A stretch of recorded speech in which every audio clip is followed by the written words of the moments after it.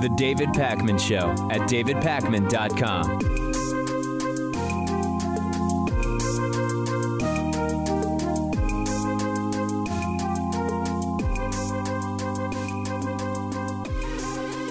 It has been a long time since I've been this disgusted with those voters who insisted that there was no difference between Donald Trump and Hillary Clinton. I'm always disgusted with the Trump voters. That's a mainstay. That's nothing new. But there were people on the left ostensibly who said, in practical terms, there's just no difference between Trump and Hillary. A vote for Trump, a vote for Hillary, it's all the same because whichever one of them wins doesn't really make a difference in our lives, for our children, for our grandchildren. They are both representatives of maintaining the toxic status quo of corporatism and vulture capitalism and so on and so forth. There was even a movement called Bernie or Bust, where lots of people felt this way. Trump and Hillary were both tools of the corporate political status quo, and if it's not going to be Bernie, it doesn't matter. Some of them didn't vote, some of them voted third party, some of them voted for Trump as a sort of protest vote. That idea, and I'm not going after the Bernie or Busters specifically here, but the idea that there is no practical consequence to Hillary versus Trump has blown up in our faces yet again, as Donald Trump is going to get to select another Supreme Court justice because Anthony Kennedy is going to retire and is going to now, by virtue of this, Trump will be able to influence the future of the United States for at least a generation, including possibly the repeal of Roe v. Wade. But Trump and Hillary were going to be the same. It didn't matter which of them won. I told you earlier in the week that the Supreme Court punted on a couple of key decisions, one involving an anti-gay florist in Washington state, another involving, I believe it was redistricting in Texas. And I mentioned, Anthony Kennedy is going to turn 82 very soon. Courts will sometimes, the Supreme Court will sometimes forego big precedent-setting decisions when there's a justice that's close to retirement. And exactly as alluded to, Anthony Kennedy has announced he's going to step down from the court at the end of July. And everything that any sensible progressive holds dear that the court has influence on is on the table at this point. This is no longer replacing a conservative justice with another conservative justice. This is taking a moderate vote. Anthony Kennedy, a justice who voted for same-sex marriage, who has voted for access to abortions, for affirmative action. He is out, and he is going to be replaced with a vile conservative ideologue. The reason we know that is because that's what Donald Trump said. Donald Trump said before he was even elected what his philosophy would be for appointing justices to the Supreme Court. And once Trump selects one of those conservative justices from whatever list he's working off of at this point, it will be one of the most massively pro-corporate Supreme Courts in history. Could be the end of Roe v. Wade, could be the end to the federal right to abortion, and you will see many states ban abortion altogether. Jeffrey Toobin has talked about this. I don't think we're going to get to it today, but maybe tomorrow we can talk about that. And once this happens, you're talking about a return to the dark ages. And I think it is really important not to be hyperbolic. We are very careful, Pat, to not make analogies to Nazism when there is not really an analogy to be made. It's important to say, to not say this is the worst it's ever been if that's not actually true. We don't want to be hyperbolic. But what we are seeing here is a decided move backwards, away from the tenets of modern Western democracies, and Donald Trump's selection of an extreme lunatic religious right, likely religious right ideologue is going to be part of that. Yeah, this is really bad. Instead of having 4 liberal justices and 4 conservative justices with a moderate in the middle, now you're going to have a 5-4 conservative stronghold. The only thing worse, I think, is if, Ruth Bader Ginsburg or Stephen Breyer were to retire, or I don't want to be morbid, but die. I think that would be the only thing that would, surpass this. Right. What will surpass how bad this is when Trump gets a third pick, right? That's basically what the silver lining is. There's more damage to be done. And the primary blame for this is actual Trump supporters. But behind them are the people who didn't think there was enough of a difference between Trump and Hillary to justify getting out to the polls in November of 2016. And unless the Senate flips in November, and unless we get Trump out in 2020, unless the next Democratic administration, whenever it happens, we don't know when that'll be, puts together a serious and concerted court packing plan, the right has co-opted the Supreme Court potentially for decades. The untold damage that Donald Trump is going to do to this country beyond his own life, right? Like now Donald Trump is setting in stone damage to the United States of America that will extend beyond his own lifetime. I hope that the Democrats in the Senate are ready to put up a fight. I don't know if they are. I wonder whether Supreme Court Justice Jeanine Pirro could be forthcoming. I honestly, I know it sounds absolutely ridiculous. I know Jeanine Pirro wasn't on the Heritage Foundation list of approved names for Trump, but I would not at this point put it past him to consider not literally Jeanine Pirro, but something as ludicrous and cartoonish. He floated the idea of putting Judge Napolitano on the Supreme Court, and he's another Fox News guy, so it's not outside of the realm of possibility. And if you're waiting for Democrats to grow a backbone on this, I'll remind you that they may not, and even if they did, they may not be able to do anything, because Neil Gorsuch is only on the court because Republicans refused to hold hearings for Merrick Garland during President Obama's last term in office. They said, well, we're only a year from the presidential election. We want the voters to have a say before we make hugely significant, consequential decisions about the Supreme Court. And the Republicans won. And Democrats, I believe, need to play hardball. There are just a few months left until the midterm elections. Why would we have confirmation hearings for a Supreme Court justice when in a few months Democrats could take over the House and Senate and completely change the caliber and tone of American politics for the 2 years that will follow? I implore Democrats to say and do anything they can to prevent this from going forward before the midterms. Because if you replace Anthony Kennedy with a hardcore conservative, you know what happens? John Roberts becomes your swing vote. John Roberts is no moderate, and he becomes the swing vote when you replace Anthony Kennedy with an extraordinarily ideological right-wing conservative. What do Dems do? Hate to warn you, but most likely the next to retire is going to be Ruth Bader Ginsburg. Then you're talking about an even bigger conservative majority, and elections matter. Whether you're a Bernie or Buster, or a Trump and Hillary are the same, or my vote doesn't matter, so I don't vote, whatever, right?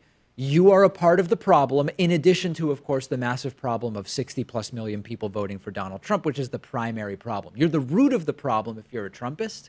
You didn't help if you thought Trump and Hillary would have been the same. And I've been debating whether or not to talk about this, Pat. We talked about it a little bit in the studio yesterday.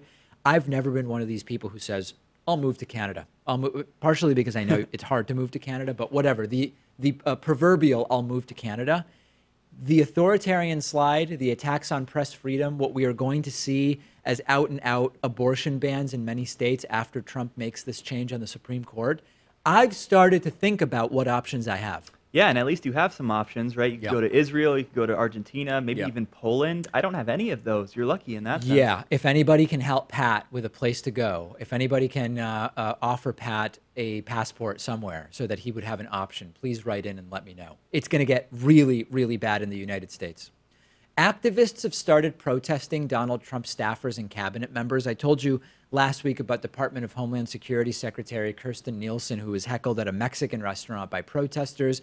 Later, not later the same day, but later in the week or earlier this week, more protesters showed up at her house and had speakers playing audio of migrant children crying at the border as they were being separated from their parents. Trump's completely loony advisor, Stephen Miller, was heckled at a different Mexican restaurant. Sarah Huckabee Sanders was asked to leave a restaurant in Virginia. This is not violence of any kind. This is legal. And still there are people who have a problem with it. Even Pat actually has said that he sort of has a problem with it, as he said earlier this week. There are people saying we must be activists, but we must at all times remain completely civil. I want to give you a little context about that idea. CUNY professor and historian Angus Johnston found some articles from the New York Times from 1934, okay? And the articles were by a Quaker named Henry Cadbury, and Henry Cadbury didn't like the conflict that was taking place between Jews and Nazis, so he wrote an article urging goodwill by Jews for the Nazis. And the argument that was being made at the time was that the resistance of the Nazis by Jews is just going to make things even worse for everyone.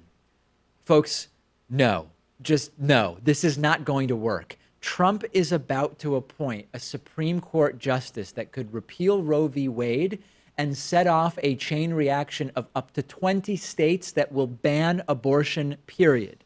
This is not the time for signing petitions, posting flyers, and making phone calls. This is the time for action. And I'm not saying violence. Someone called in last week and said, hey, David, what do you think about Antifa burning down the child internment camps as a form of protest? And I said, well, no. First of all, there would be kids inside. Why would you burn down the place with the kids if we're trying to protect the kids? But I'm not saying violence. I am saying the shaming and the taking up a notch of these public embarrassment campaigns of these individuals. When people and our basic societal institutions are under attack, expressing outrage is the right thing to do, and making the people responsible for carrying the policies out uncomfortable is your duty, never mind something that is acceptable. Don't do it in a counterproductive way, right?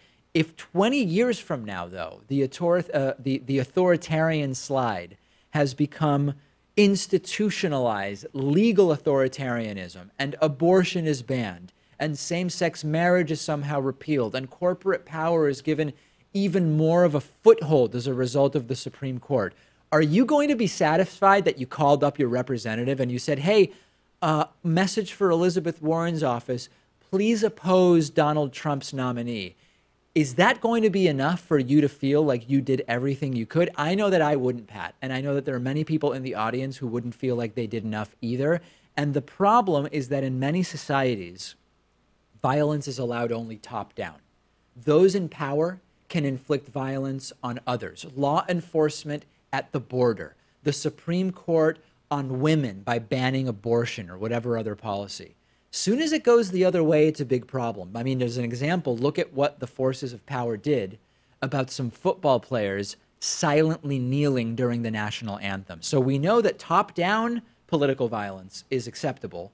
As soon as you try to reverse it, things get real very, very quickly. So the understanding that we have to have is that there might be arrests and there might be trouble, and it's going to come down to how willing are we to fight for what we know is right.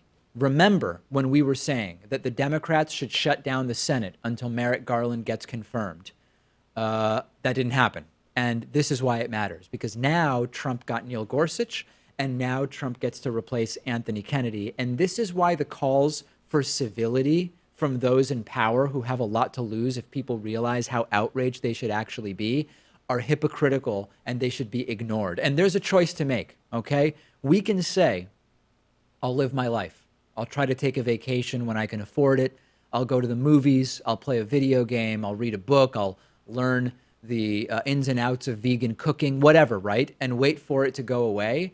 Before you know it, what might have gone away are not the problems, but the foundations of our society that you take for granted while you sit there and read your book, if that book is even still allowed, right? Because that's also not a guarantee. If you're with me, let's work together to figure out how to fight this stuff. We've got to do more than just write letters to members of Congress. I applaud the people who are coming up with new ideas, who have been reaching out to me. And in the background, you've got to support independent media, right? Because there is a three-pronged attack on independent progressive media. And if we don't survive, I don't know what we'll have left, because you're not going to have corporate media and you're barely going to have the internet with the net neutrality repeal. Let's brainstorm together what we can do. I'm on Twitter at @DPakman. We'll take a quick break and be back after this. The David Pakman Show at davidpakman.com.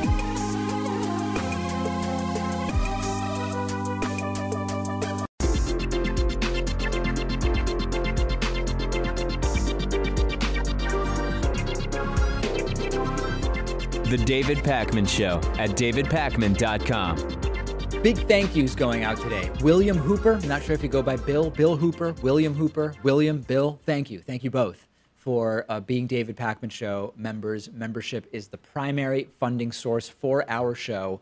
We're talking about what is effectively a constitutional crisis and a crisis of separation of powers that we're dealing with.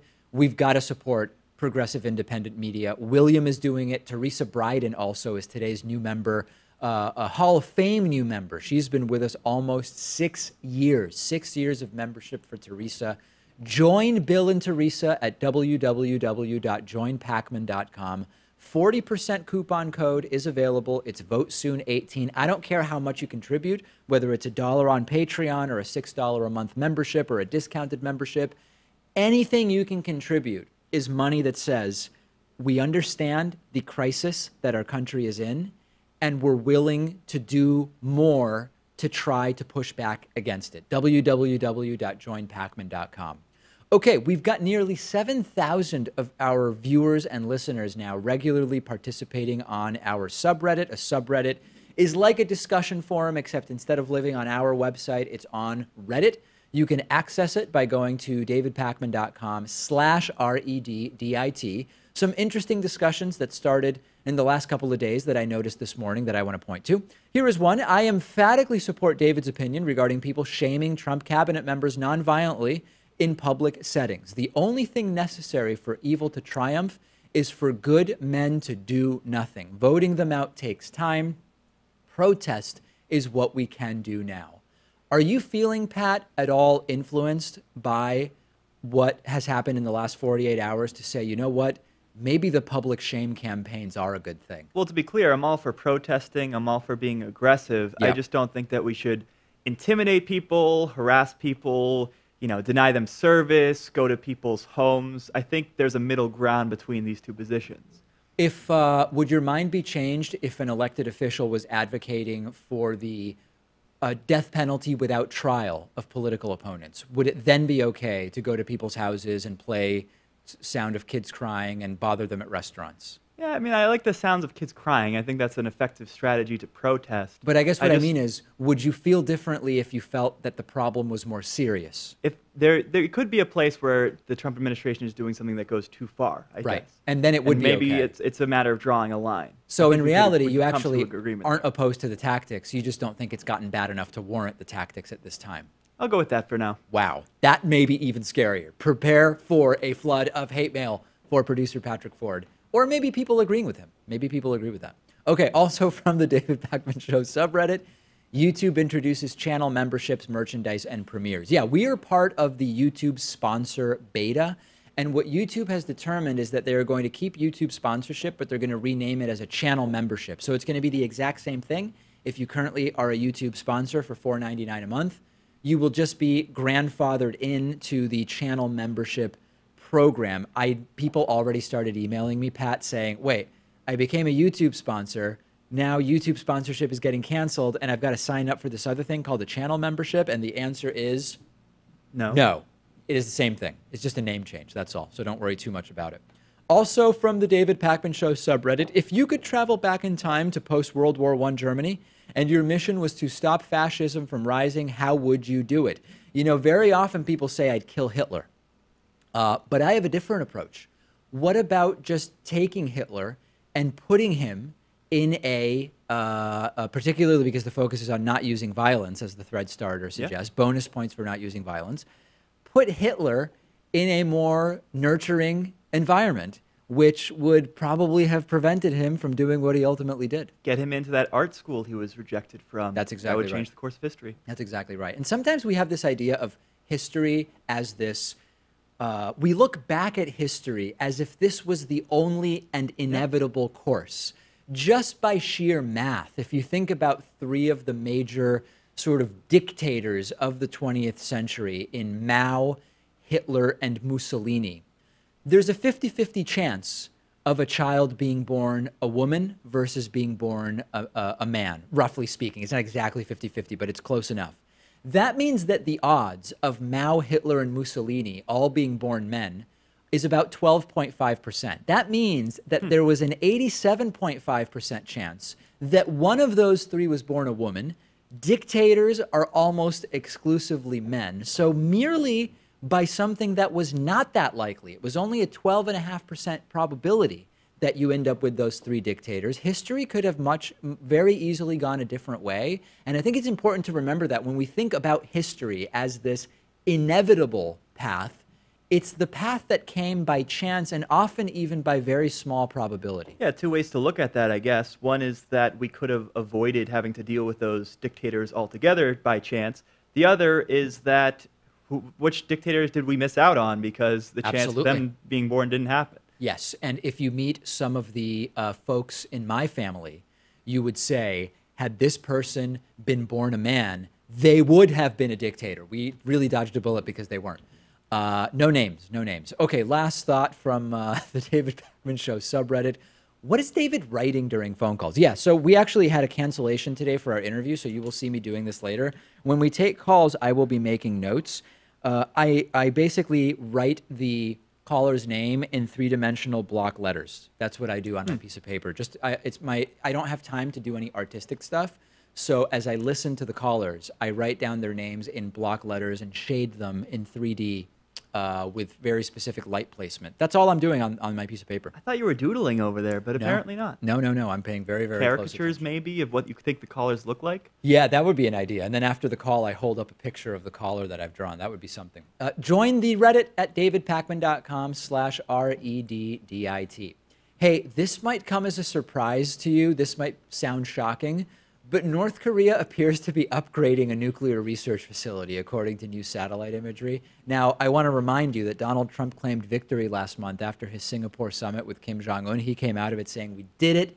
It is a major win. I trust the guy. He has a great sense of humor. He's a great negotiator. He's extraordinarily smart. And it seems that the one true thing that Donald Trump said about Kim Jong-Un is that he is a great negotiator because he was able to negotiate all sorts of commitments from Donald Trump without actually doing anything towards denuclearization. And we've now learned through new satellite images that not only has North Korean denuclearization not started, they are actually expanding their nuclear research capabilities, or at minimum not dismantling them. A North Korea analysis done by the media outlet 38 North is reporting that over the last month, North Korea has been making a number of significant improvements to a nuclear research facility, new cooling water pump house, new buildings, a new cooling water reservoir, a radiochemical lab that seems to be active. If you're preparing to denuclearize, you usually don't start doing major upgrades to your nuclear research facility. Now, let me make a counterpoint, because there is a counterpoint to be made here. The counterpoint would be, the negotiation happened 2 weeks ago, and all we know is that this progress in North Korea has taken place in the last month, meaning it's possible that the upgrades took place 4 and 3 weeks ago and then did stop after Donald Trump's summit with North Korea. Well, it's possible, but what's clear at this point is that no denuclearization has started, which is exactly what Donald Trump claimed this week was going on. Donald Trump saying, they're way ahead. They are moving full speed ahead on denuclearization. Clearly they are not. Jim Mattis, our Secretary of Defense, said that they are not, and now satellite images confirm that they are not denuclearizing. Who could have predicted, Pat, that denuclearization deals with rogue nations could be a difficult thing to manage? Completely unpredictable, right? Yeah, I wonder what's going to happen now. Are the joint military exercises between the U.S. and South Korea going to start up again? Are the little Rocket Man tweets going to come back? Are we going to escalate this situation and make it worse than it ever was? How dare North Korea, for the 15th time, not denuclearize after they said they were going to denuclearize? How does that old phrase go? Fool me 15 times, shame on you. Fool me a 16th time, you can't get fooled again, is really the main thing that we come away with. I believe that this entire North Korea thing is actually a distraction from the Canadian Strategic Maple Syrup Reserve. I believe that that's really where our national security focus should be, and this entire North Korea thing is just a farce. Okay, let's play devil's advocate here. Kim Jong-Un gets back. He has every intention of denuclearizing, but he's busy with his concubines and public humiliation and assassination of people. and he just hasn't gotten around to telling the nuclear research team that they're denuclearizing, but he still has every intention to denuclearize. Is that at all possible? Yeah, I mean, maybe his priorities just aren't in the right order. I think who could have seen this coming? Who could have seen this coming? We're completely blindsided by this. It's absolutely and utterly shocking. Donald Trump was the negotiator-in-chief, wrote the art of the deal. I wouldn't expect that from him. Yeah, like I said, I wouldn't bring this guy to negotiate my next car lease, never mind international geopolitical denuclearization. Send me your thoughts. If I'm being overly harsh on Trump here, and there's some explanation as to why everything's fine and we should completely, I can't even say it with a straight face, if we should completely trust the promises of Kim Jong-Un, despite all evidence, tell me, and then I will come back to the audience and say, here is the best case that someone in our audience was able to make about why Kim Jong-Un can be trusted. Join the subreddit at davidpakman.com/REDBIT. Quick break, back after this. The David Pakman Show at davidpakman.com.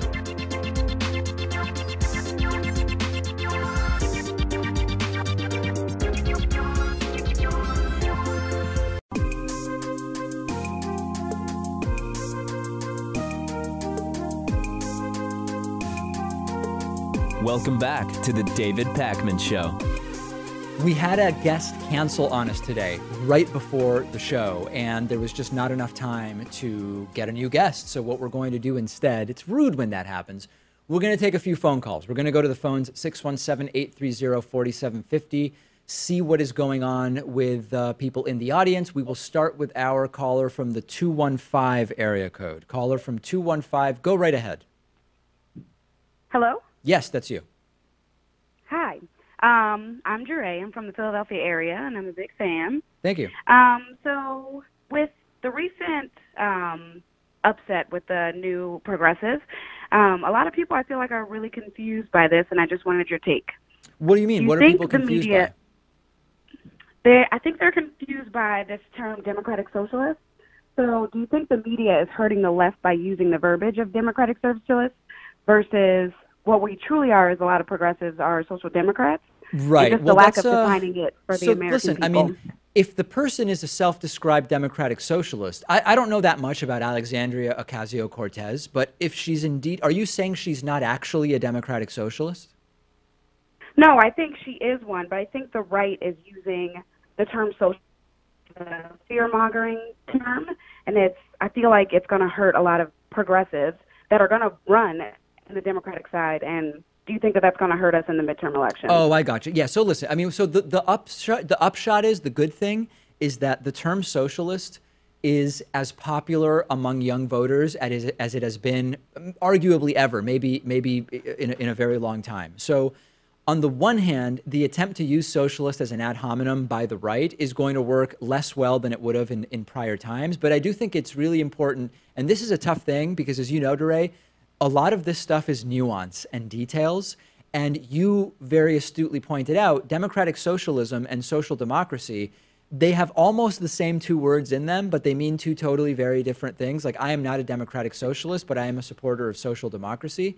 I think it is important for us to understand the terms so that we are at least using them accurately, because there are other candidates, not Alexandria Ocasio-Cortez, who are being described as democratic socialists when they just straight up are not. And I think that it only allows the right to take advantage of semantics and fear-mongering when the left uses the wrong terms. That being said, if someone's a democratic socialist, you've got to identify them as such. Yes, I completely agree. And I hope a lot of us do our homework while we get out there and vote. Thank you so much. Thank you. Really appreciate the call. Great to hear from you. 617-830-4750. Let's go to our next caller. We'll try the 617 number again. I don't know what happened before. 617, are you with us? Hello. Hi, go ahead. Okay. So recently, Charlie Baker's son was, there's allegations that he had groped someone on an airplane. And there's a lot of secrecy around that, like around the investigation. The police are like refusing to release information about it. And I was wondering, what do you think about it? And do you think it will affect Charlie Baker? This is the first I've heard of it. Pat, have you heard about this story? You saw the headline. So how old is Charlie Baker's son? Do you know? I don't. He's definitely an adult, but I don't know how old. Probably around 30. Yeah, I have not heard about this. I think that his privileged position as the son of the Massachusetts governor should not impact the investigation. The investigation should happen in the exact same way that it would happen no matter who it was. Do I have reason to think it's not going to happen that way? Not particularly, but I would want to make damn sure that this is a fair investigation.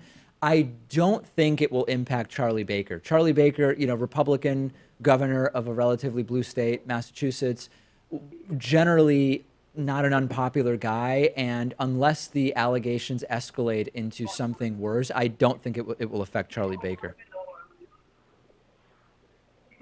All right. Thank you. All right. Thanks. Thanks for the call. Yeah, I just had not heard about that story, but I will look into it. 617-830-4750. Let's try the 813 area code. Caller from 813. Go ahead. Hello? Yeah, go ahead.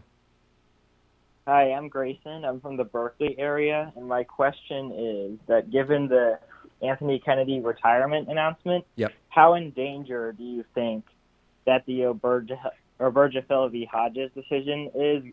Because I keep hearing that it's not in danger, it's a settled decision. Right. But I think that's overly optimistic. I think it is. So that's the case that said that, unless I'm confusing my cases, which would not be the first time, but that's the case that said that states can't ban same-sex marriage. We're on the same page, right? That's correct. Yeah. I think that Roe v. Wade is more immediately in peril than a court's June 2015 ruling on same-sex marriage at the state level. But I think it is overly optimistic to say that there is no way whatsoever to revisit or to, because remember, it's all precedent, right? That's the point. So the court wouldn't be able to go back to a June 2015 decision and say, we overturn a prior decision. But the way that this works when you get this type of judicial activism going is that you start new lawsuits around the issue at lower courts, and you continue appealing until eventually you can get something to the Supreme Court that by virtue of ruling on, they could overturn precedent. And that's kind of like the de facto way it would happen. I share your concern, Grayson. I think that everything is on the table once you replace Anthony Kennedy with an ideologue. All right. Thank you very much. Appreciate the call. Yeah, I have a feeling we're going to be talking about this for a very long time. And tomorrow on the show, we're going to talk about Jeffrey Toobin saying he predicts 20 states banning abortion within a year and a half. Yeah. Which is horrifying. I'm not looking forward to all of this. It's going to be a rough time in our history, I think. This is more than just interesting material for shows, right? This is genuinely a disaster. Let's go to our next caller from the 423 area code. 423, go ahead. Good afternoon, David and Pat. Hey, how are you?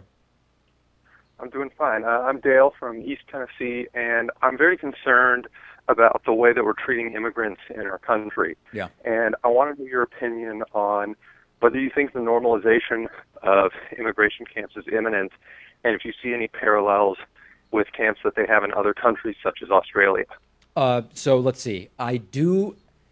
Let's talk first about the normalization stuff. We are experiencing hyper-normalization, okay? If 5 years ago, without the slide to where we are today, we had said, from today to the next day, we are going to an administration that's regularly attacking individual media outlets, attacking individual private companies, whether it's Amazon or Harley Davidson or Jack Daniels or whoever else, threats to require licensing of journalists, which could be revoked, unilateral suggestions that we ignore due process and the Constitution and start just making decisions without people getting trials or even attorneys. If I said this is where we're going tomorrow, you would have widespread outrage and people would hopefully be out in the streets. But it's been a slow burn. It started slowly with fake news and the other little chipping away. And because it's scandal o'clock every day, we've seen the normalization of horrible things. And I would not, some people are saying to me, David, don't worry, we're never going to normalize kids in cages.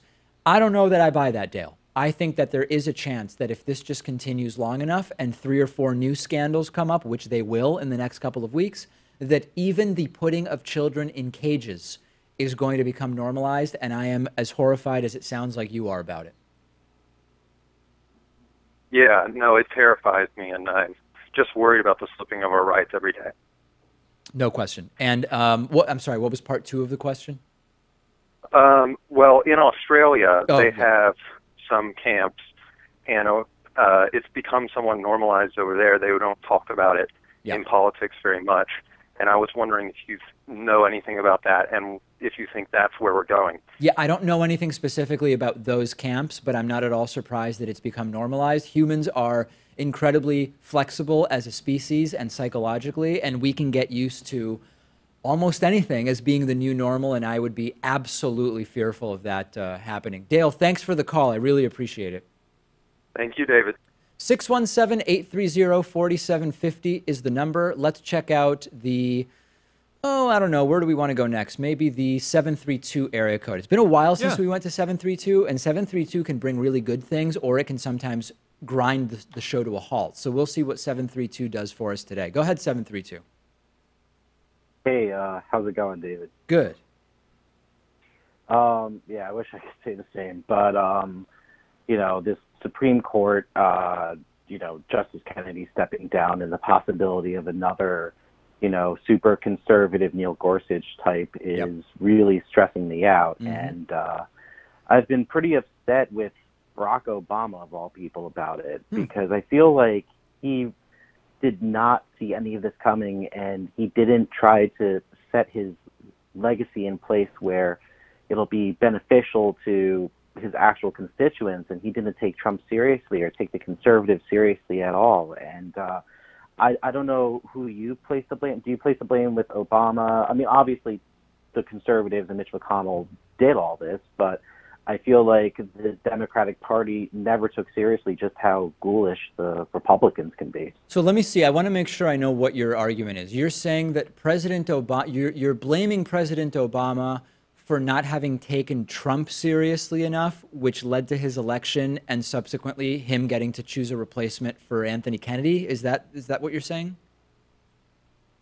I think, yeah, I would say it's Obama's fault for not, making it so precarious that the only liberal justices left are in their late 70s and mid 80s, because unfortunately they can also step down and we could have up to a 7-2 conservative liberal court. And I just don't think that there was the foresight to say, hey, maybe Ruth Bader Ginsburg should step down during, 2011. We get a younger liberal justice in. It just seems that there wasn't that kind of planning for an event like what's happening now. Oh, man. I don't know. I mean, you can, what you're talking about is Obama going to Ruth Bader Ginsburg in 2011 and saying that we might lose seats if the next person's a Republican, so I want you to step down now so I can put in someone younger. That's not anywhere near the top of the list of who deserves the blame. The blame mostly goes to people who voted for Trump. Then it goes to people who didn't vote, who would have voted for someone else, but they didn't find it apparently important enough to vote. Then it goes to Republicans who successfully obstructed Merrick Garland when it was the end of President Obama's administration. So there's tons of blame to go around, and Obama's, he's on the list, but he's not high on the list the way you're suggesting. I guess I'm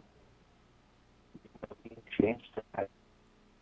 All right, we're losing you. It seems like your connection's imploding. I understand and appreciate the question, and hopefully I was able to give you at least somewhat of an answer there.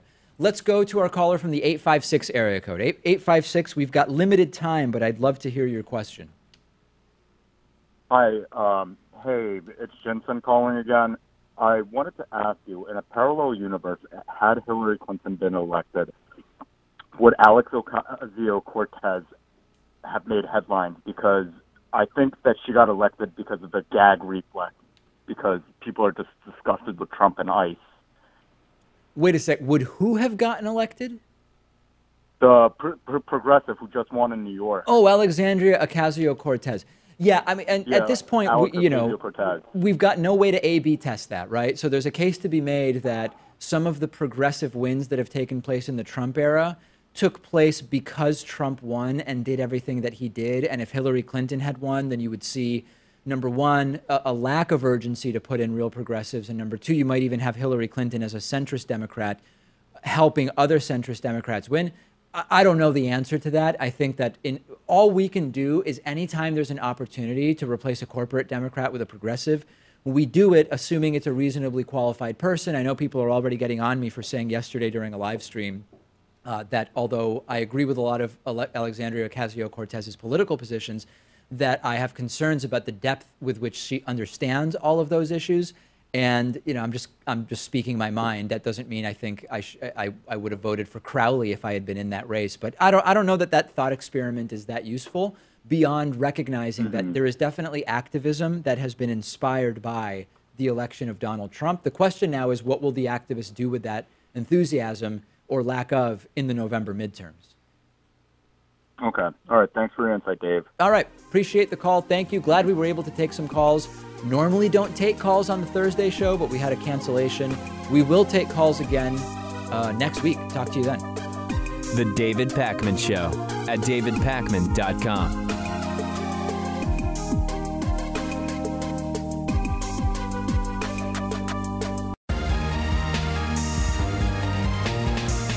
The David Pakman Show at davidpakman.com.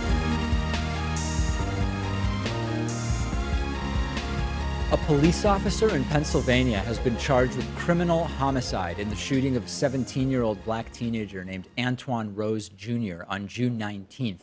Criminal homicide, if you haven't heard that term before, it can include both manslaughter and murder in Pennsylvania, and prosecutors later will say whether they're going forward specifically with manslaughter or murder charges. The officer in question is Michael Rosfeld, and Rosfeld claims that the victim had something in his hands when he was shot, could have been a weapon. Multiple witnesses then came forward and said there was absolutely, categorically nothing in Antoine Rose Jr.'s hands when he was shot by the officer. He was also shot in the back 3 times in this incident that started with a traffic stop of the car that Rose was in. Rose wasn't the driver. Police said the reason for the stop was that the car resembled one that was used in a drive-by shooting that exact same night. During the traffic stop, Rose gets out of the car and is seen on video from witnesses showing his hands initially before fleeing.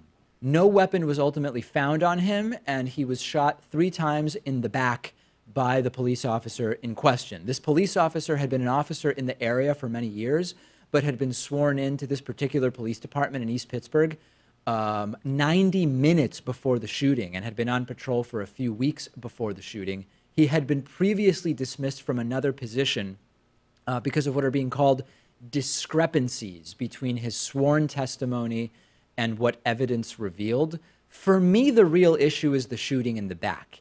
And it can be said, well, the having a gun or not wasn't clear. Maybe the witnesses all said there was nothing in Rose's hands, but maybe the officer genuinely thought that there was a gun in Rose's hands. But even if the officer believed that there was a gun, because of implicit racial bias, for example, in a courtroom, it is really tough to get a conviction when you have at least the possibility that the officer believed that this individual had a gun in his hands. But then you get to the shooting in the back 3 times. You can only shoot someone in the back if they're facing away, barring, some really specific wrestling on the ground type scenarios that we have no reason to believe happened in this particular case. But we've seen cases of suspects shot in the back by police which still don't lead to convictions. And that's my prediction here. I'm curious to hear what you think, Pat. I think there will be no conviction of the officer criminally, and then there will be some kind of a civil suit against either the officer or the police department for responsibility for Antoine Rose Jr.'s death. And the reason I say this is not that I personally defend the actions of the police officer.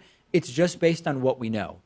Probable cause. The officer had probable cause to stop this vehicle because it matched the description of one used in a drive-by shooting that day.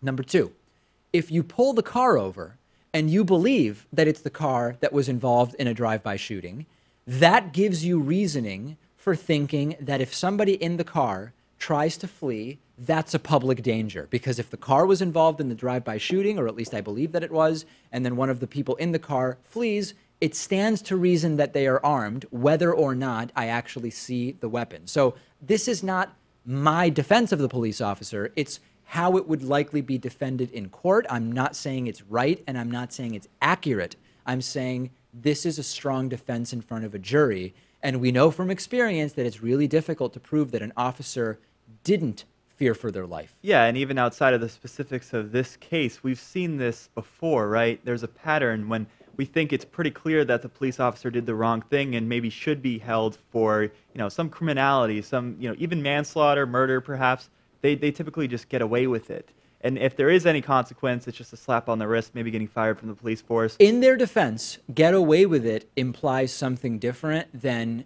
are often acquitted. Get away, let's at least give the benefit of the doubt that even though we would like these situations to be different, that there is an apparatus of sort of what constitutes the possibility that you feared for your life, what sorts of circumstances justify lethal force. I'm not saying I agree with them colloquially, but I am saying if we're going by what the justice system would dictate, not all of these are, quote, getting away, but it's the reality that you need to meet a certain burden of proof to secure a conviction in these circumstances. We'll see what happens, and I'm curious to hear from people in the audience what they think about this story. Fox News and Donald Trump are very tied together. We know Trump loves Fox and Friends. Fox and Friends, in fact, is so watched by Trump that Fox and Friends has this kind of de facto agenda-setting power as a result. We also know that Donald Trump and Sean Hannity have nighttime phone calls where they chat, and then Hannity puts Trump to bed, and then Trump, I guess, goes to bed and tweets for a little while before going to sleep. We also know that Fox News plays prominently in Trump's propaganda o'clock file. Twice a day, Trump gets this file from staffers with positive reports about him, and of course, a lot of those come from Fox News. And now there is I guess we can call it the formalization of a relationship between the Trump administration and Fox News, because reports say that former Fox News executive Bill Shine is going to be hired as at this point, I don't know if it's the 5th, 6th, or 7th White House communications director. Depends on how many times you decide to count Sean Spicer, because he held the position, then came back as the acting communications director. I count that twice. I mean, I think that it's probably the 5th or 6th, maybe even I don't know. 6th. Anyway, the last person to have the seat, the position, was Hope Hicks. The position has been open since March, and now Bill Shine is coming in. Bill Shine is a representative of the sexual assault crisis that Fox News suffered from. He hasn't been directly accused of sexual assault, but he did resign in the midst of CEO Roger Ailes and host Bill O'Reilly being slammed with allegations of sexual assault. And we sort of have the understanding that even if Bill Shine wasn't personally involved in any sexual assault, he was probably looking the other way about many staff reports of sexual harassment. And in a sense, it's kind of perfect that Bill Shine becomes the communications director for Trump. You've got a guy who also has more than a dozen sexual assault allegations against him in Donald Trump. And then you bring in Bill Shine, who can look the other way about Trump's sexual impropriety after looking the other way about the sexual impropriety of Fox News employees. So in a sense, it's like a perfectly fitting match. And it is the continued formalization of what Fox has been doing for a very long time now. Fox sort of was running communications for the White House already. Fox and Friends was a mouthpiece for Trump, which Trump followed. Sean Hannity was giving Donald Trump advice and continues to give Donald Trump advice on the phone. Just make it official. Just get the guy in there and have Fox News actually run White House comms. Yeah, this is the Fox News to Trump administration pipeline. If you want to work for the Trump administration, you don't have to become an expert in any field. You don't have to be a politician and work your way up through the ranks. No. Just work for Fox News first. They'll hire you. It's a kind of regulatory capture in reverse, right? Regulatory capture normally means when you have a regulatory agency that gets taken over by people from the industry that they're supposed to be regulating. So like if the oil executive takes over the Department of Energy, now you've got oil executives regulating oil companies, as an example.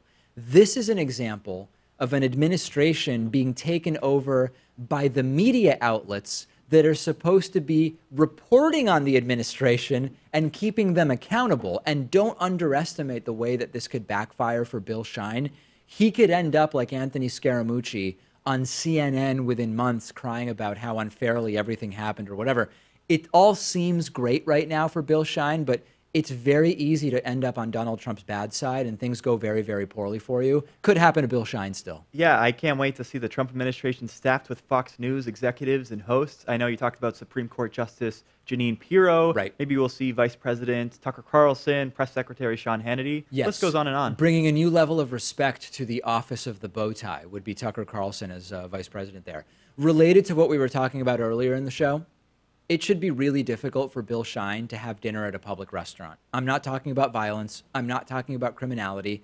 But people expressing their views in public is totally legal. And if you ask me what I really think about this, I think it should have been Sean Hannity. Just appoint Hannity and forget about it, because I think Hannity's probably better than Bill Shine at this, don't you think? Oh, come on. I mean, Hannity makes way too much money over at Fox. He's not going to take a position with a lower salary. I don't think Bill Shine is getting a pay increase to do this. The salary for these positions is usually, I think, about $150,000, and you know Bill Shine was making way more than that at Fox News, right? I mean, am I wrong? Was he not making more than that? He's gone from Fox now. Right. If he's making zero now, then it is more money. That is true.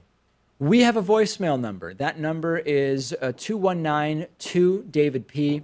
A caller says that there is something more boring than NASCAR. That caller is the Eggman, and he says that it's the World Cup. Take a listen to this. Dave, I can't believe it. You just said how boring NASCAR is. Mind-numbingly boring. I totally agree. It's absolutely boring. The worst thing to watch. However, the only thing more boring than watching NASCAR is watching World Cup soccer. People kicking around a ball for 2 hours to get one goal. Boring. Boring. Oh, my God. How can you think NASCAR is boring but think World Cup soccer is exciting? Oh, my God, David. They're equally horrible. They shouldn't even be considered sports. They should be considered sleep aids. Shalom, brother. I don't know that I've ever disagreed more with the Eggman than here. There is no similarity between World Cup soccer and NASCAR. The idea that World Cup soccer, listen, I don't even know if I should bother, because if you don't get why World Cup soccer is exciting and one of the best sporting events that there is, period, on our planet, and you think it's equal to NASCAR in any way, there's nothing I can say to convince you otherwise, right? That's just, it's beyond, it's a cultural thing. It's beyond me. The Eggman is going to face so much blowback because while in the U.S. here, I mean, we pretend to care about soccer every 4 years when the World Cup comes around. In other countries, soccer is a religion. And you can expect the Eggman to hear from some people after this call. Soccer is a religion, and NASCAR is a laughingstock in other countries. NASCAR is a literal laughingstock. People see that and they say, what is wrong with people that they would watch that? And I agree with that view. Call me anti-American if you want. I mean, people already do, right? What's the big deal? We've got a great bonus show for you today. Get access to the bonus show by becoming a member or patron. Thanks for watching. Thanks for listening. We'll talk to you then.